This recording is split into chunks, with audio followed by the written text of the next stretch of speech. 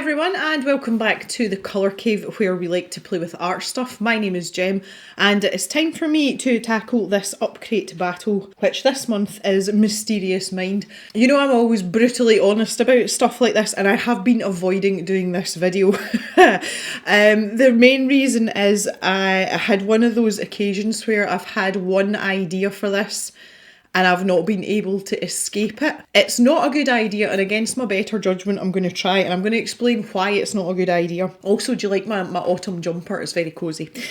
Those sleeves are going up and you know it.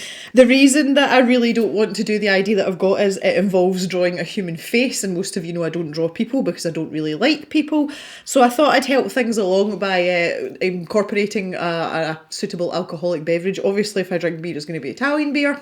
Scottish beer is rubbish. I am working from a reference photo that my husband took of me earlier, and I am not pleased to see myself in profile at all. I have broken my nose at least 6 times, probably more than that. After the first couple of times, you don't bother going getting it reset because there's no point. And it made me realise how crooked my nose is, so that's another reason I don't really want to do this. But anyway, so the first step is sketching, obviously, and we're just going to get on with it. We're just going to go for it. Start with a head shape. That's a good idea. I need to move that down a bit. That's in completely the wrong place. Put my wonky nose in, which means sort of level with the top of the ear. Here, eyes in the wrong place. I don't actually think I'm going to be able to see my ear in this, but I'm just kind of like putting it in anyway because I don't know. I'm not entirely sure. Let's try. Yeah, I think as well, just for the sake of simplicity, because ears aren't fun to draw. I don't think this looks like me actually, but that's okay. But at least it looks like a human head. That's a start, isn't it? Right, I better rub out some lines here.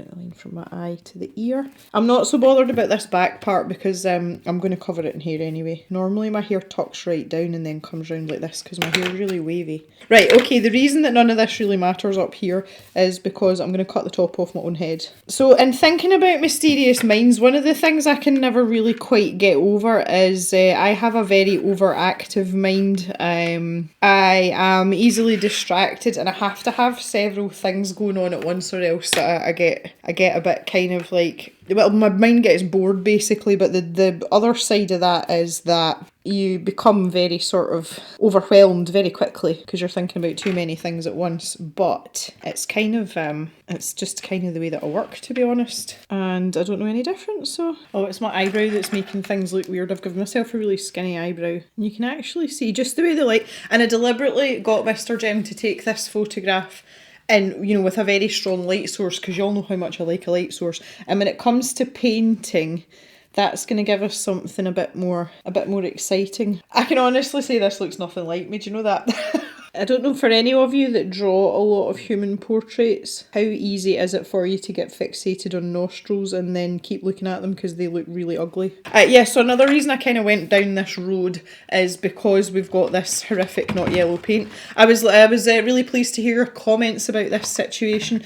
Somebody did kind of like eye roll and poke a bit of fun at me, but you know what, that's okay. Anyway, the other thing that I want to do just before I start painting on this monstrosity here is I have somewhere, if you remember my weird rabbit rat thing down here where we're going to do a wash over this, so I'm going to do that first, and I'm going to use the paintbrush that we've been given because that's only fair. The other thing as well is, I'm sorry you have to look at my sore finger. I burnt my finger in the oven last night and it blistered, and the blister decided it had enough today when I was outside working with the animals, so I've got this horrible wheel on my finger now. Okay, so I'm going to water a bit of this down. Yeah, okay, so let's see how watered it. Yeah, that's pretty watered down.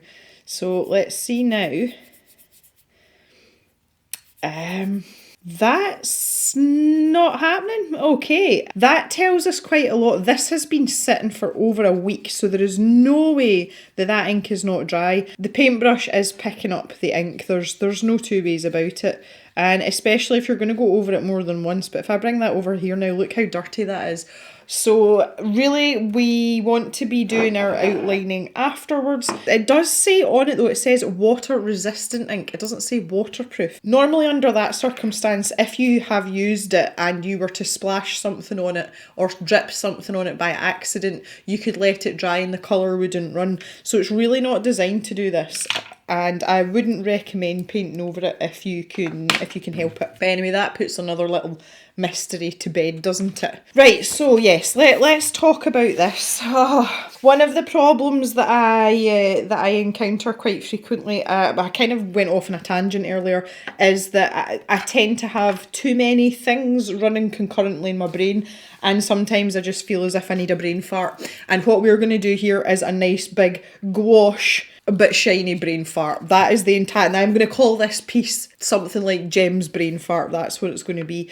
So we're going to do the foil last, because basically I've cut off the top of my head here, and I'm basically just going to have a big gold firework going off, coming out the top of my head. So we're going to work on the skin first, and I have no idea how I'm going to do this. This is really, this is going to test my mixing abilities. My mixing abilities with paint have improved, but I would not, especially with skin tones and flesh tones, I do not see how this is going to go well at all, which is one of the main reasons why I didn't want to do it, but here we are. I'm going to try my best. I'm going to employ another brush just for mixing, so I don't have to keep cleaning this brush off. Okay, yeah, so I use one of these little angle brushes. These brushes are great for this. I definitely need a bit of white in there, I can tell you that for nothing. So let's stick that in there. Let's start with the white. It's very warm. I need to cool it down a bit. So if I take the tiniest bit of blue, oh wow, that's just given me blue. Like that was no more than a millimetre of blue. Okay, definitely might do for some of our darker tones. Still got a little bit too much blue in it. Okay, this isn't close to my skin tone, but I've got no yellow. So we'll try with this, we can see how we go. And we can test out this brush. So I think I might make it look as if I've tucked my hair behind my ear, but there's just a few strands that have escaped round the front. We'll try that and see how it goes. I don't know, I do this to myself periodically, and I don't know why I do it, because I don't get any enjoyment out of this sort of thing. Now the good thing is we don't have to worry too much about going outside the lines because of the opacity of the gouache. You know, if we're not completely accurate in what we're doing, then we can always alter it as we go. So I'm going to get this base colour down, see how it dries, and then I can darken and lighten subsequent layers accordingly. This brush is lovely. See the point on this brush? It's just exactly what we need, and this is the way that I feel a size 6 brush should be, in the sense that it should have a good enough point on it that you can work on A5 portrait size without any problem, but you can also turn it on its side and, you know, use it for those larger areas as well. I'll just avoid my nostril for the time being. Look how thin these lines are, that's great. I like this paintbrush, this is nice. Somebody said that the company Habico, they tend to make arts and crafts products so for those of you that do crafty things, it might be a name that you're familiar with, and it's probably why I wasn't familiar with it. So that was a really interesting piece of information. Thank you to the person that told me that. I can't remember who it was. It might have been Spooky Rooster. If it wasn't Spooky Rooster, I apologise. I don't know what it is. I have read an awful lot of comments in these last few days. My ability to remember who's said what has diminished rapidly. So this is drying significantly darker, which is kind of what I didn't want to happen. Okay, so thinking about light sources now. Oh my goodness. I've just added a wee bit more blue, and while this is still damp, I just want to add this in. Once it settles on the paper, it's not very happy to be moved about again. I've got quite a distinctive line that runs across there as well. Okay, I'm going to let that dry completely, and then we'll carry on and see what we can do with it. Now, just because I really liked it, I don't know if you remember, I mixed a really pretty purple colour last time. This one here. I'm going to try and mix that again, and I'm going to use that as part of the hair colour. I am actually going to get my hair coloured in the next week or so. I don't think I would go this colour of purple right enough. I don't think I'm that brave, but in the spirit of things, why not? I really hope that mooing isn't loud and you can all hear that. I'm noticing that this paint is drying on the paper really quickly, so I'm trying to stay conscious of my brush strokes here, especially when it comes to hair, and try and at least keep the brush strokes going in the direction of everything else. This gouache does seem to be drying really, really quickly. We're going straight into the other tones. Don't know what happened to my purple. I added a little bit more colour to it, but our hair colour tends to be darker at the roots naturally as well. Have a think about that while I'm here. This bit in behind here is supposed to be real dark. And then if I just grab a bit of white with the end of my brush. Kind of want to use this for the inside of the ear as well. I'm thinking I'm probably going to obscure quite a lot of the ear though. I feel like I'm going to have to paint over this whole section. I know you can't see it properly because it's not dry, but it looks really muddy. Like all the blue just seems to be poking through, which is a bit of an annoyance, to be perfectly honest. And this purple is just, it's drying already. I'm going to pop that in there. I'm kind of thinking the purple theme's it's actually quite nice. And you know what, maybe we'll give her that for an eye colour, a really light purple. I'm amazed at how quickly this is drying in the palette. And the problem is though that when you reconstitute it with a bit of water, it does seem to go really watery. Despite the sort of muddiness of this middle part, I'm actually quite happy with how the colour's turning out. And I do feel like I need to lighten the lighter parts though. So that's one thing I will say, the white is coming out the tube and it's very, very lumpy, and I don't know whether it's just mine. But the other colours have come out the tube really smooth. This one not so much. I'm starting to feel now that, see that I'm adding layers, I'm starting to get that more sort of gouache feel, that sort of almost like impasto, that's very technical. You know, just a little bit more texture. And that's getting better the more and more layers I put on, but I'm not really sure how many more layers of this I want to do, just for the simple fact that, yeah. I feel as if I'm just kind of getting into a groove now. I'm trying to give myself some sort of nostril shape there as well. Yeah, I'm much happier with the way that the paint strokes are going now. Okay, I've switched from it. I was talking earlier about using a mixing brush. I've kept that exclusively for the purple now. That's why you keep seeing me dipping in and out. So I've added like a little bit of a pinkish hue. So I've taken a tiny bit of the magenta colour, Permanent Rose Magenta, to give it a pinkier tint, but only very, very slightly. Just want to see what happens when I mix the purple in with this. That gives us a less dirty colour. Not really is the answer. I was kind of hoping with a slightly damp brush that I could blend this in a little bit, but it just seems to want to lift the gouache back off. It's working a little bit. I seem to be really struggling with this. Oh, there we go, that's better. But again, because I've used so much water, it's starting to activate the layer underneath. So I can see, you know, when we were reading in the bottle post, I was talking to they were talking to the co-captain, and she realised that our skin tones were drying far too dark. That is exactly the problem I'm having. I really didn't pay enough attention to that. I'm going to use this blue Almost Neat, if I can help it. It's desperate to get out the tube anyway, so why not? And I'm going to use it to fill in the hole in my head. Once again, there's a sentence never thought I'd say out loud. I might even turn this upside down. Yeah, so what I'm finding with this gouache is, in order to make it mobile enough to use, you're having to add an amount of water that makes it not like gouache, if you see what I'm saying. Like, it loses its gouache properties to gain a little bit of movement, which, that's not great. And this, I mean, it's not even particularly warm in the cave tonight. I'm not, you know, the place isn't like an oven or anything, and this paint is drying so quickly. To the point there where it's drying onto the paper. Now bearing in mind I've just diluted that with water, and it's literally causing me issues already. Just wanted to get myself a wee gradient on the go there. God, it's too much to ask. This looks a lot worse on the camera than it does in real life. It's still not great in real life, by the way, but it looks a hella worse on the camera. It seems to pick out all the white. Ah, that's quite funny. Oh my goodness me. One part I won't be tampering with is the eye. So I'm going to take this opportunity to actually put in some of the lovely thick eyelashes that I've always wanted. I'm just going to work in my crease there as well. Better already. Amazing what a little bit of fine liner can do. Okay, so let's just take advantage of this fine liner, because I have to say I do quite like it. I know I said that before. I meant it. I just want to put in a few features. I don't want to I don't really want to take away from anything else. For this last part, and this is really where the mysterious mind part comes in. That actually looks not too bad. See now that it's drying a bit.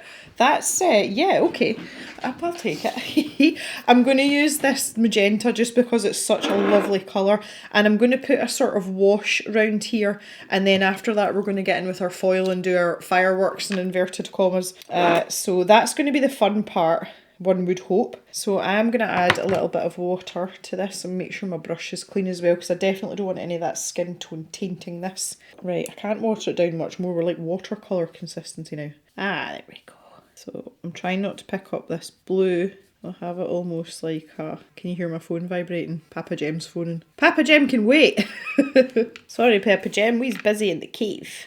Oh, nearly messed that up there. I keep trying to remind myself that this is going to dry darker. Happy with that, she says, and then keeps going. Don't I do this all the time? Happy with that. I'm going to stop there and then I end up... Right, I'm going to leave that to dry completely, and I might actually go and phone Papa Gem back, see what he wants. By that time we should be dry, and then we can start with the foil and get this looking something like it resembles the prompt. Whew, that was epic. Papa Gem can talk. You guys think I can talk? Anyway, right now for the moment of truth. There is a chance that I could ruin what I've done up till this point. You can see that my skin tones have dried a bit better now.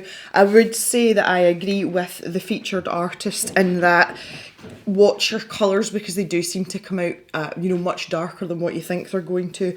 I'm fairly happy with this. I don't draw people very often and I never paint people, so this does not look like me at all now. I think we can establish that, but still.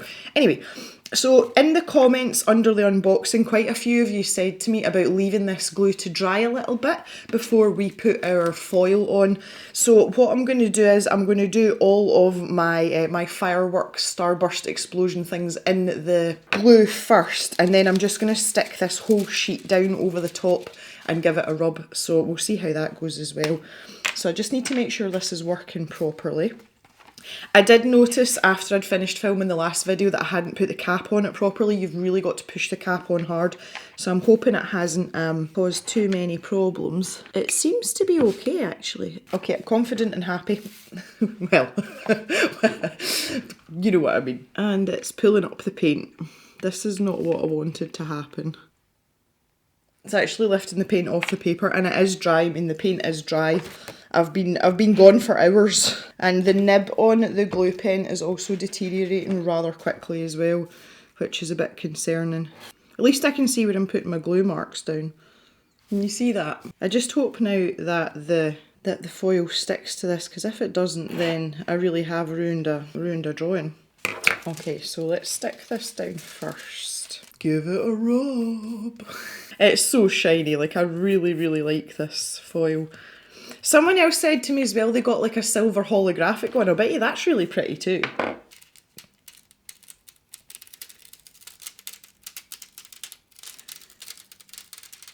Well, that's not really come out the way I'd hoped, but okay. I'm not convinced about my ability to create these star shapes that are going to look anything like anything either. And I'm not getting enough accuracy. Yeah. Okay.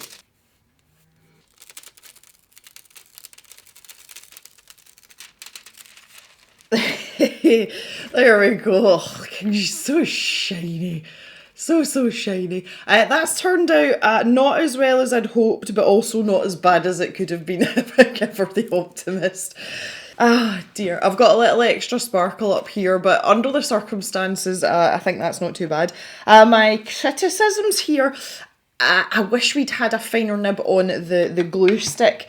I mentioned a glue stick that had come in a previous box, and I think it might have been a scroller box, and it had a really fine nib on it, and that would have been excellent for what I wanted it for. The pen functions really well, and even though it's picked up the colour of the gouache, it's not really been that detrimental. There's a few spots where you can see where the gouache is pulled out of the darker colour, but overall it's not too bad at all. Other than that, just the previous things that I'd mentioned. So all in all, not too bad really. Not too bad at all. I'm just going to sign this down at the bottom. I've had really good fun with this actually. I've enjoyed myself once I got over my initial, oh my god, what are you doing painting a person?